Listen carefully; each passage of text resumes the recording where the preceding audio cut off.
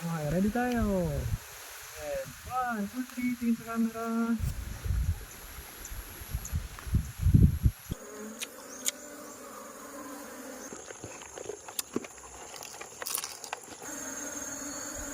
Simula, pakilala po muna kayo. Ilang taon na po kayo.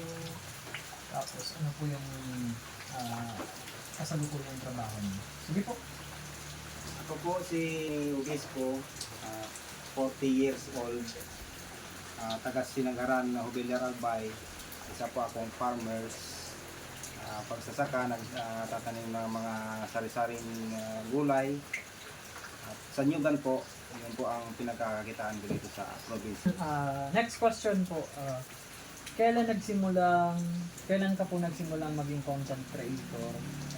Nagsimula nga pala ako mag-vlog at noong taong 2020, kakatapos lang po ng pandemic. Naisip ko pong mag-vlog kasi yun nga po ang rason para maka man lang ng konting income. Mga video ko nga pala yung pagkain ng yung makating halaman, yung badyang dito sa amin sa Bicol, biga. Tapos yung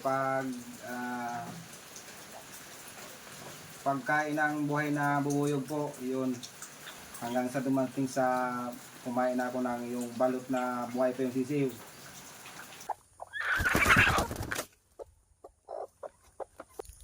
Oh, yasin. Edad na 40 years old. Ano po yung kasalukuyang trabaho niyo ngayon? Ang trabaho ko po ay farmers po, tagtanim ng palay, nagkukupras. Mulugan ka dyan mo yung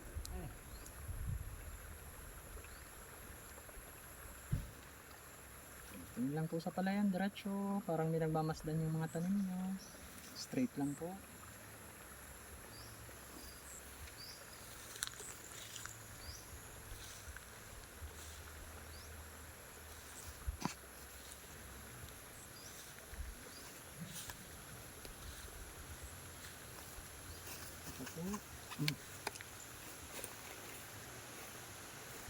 Diretso lang po. Dito sa camera tingin, diretso. Isang diretso tingin.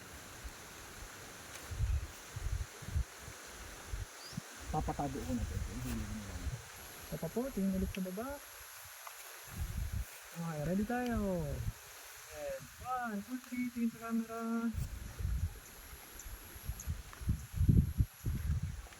Okay po, goods tayo dyan. Hold mo lang po.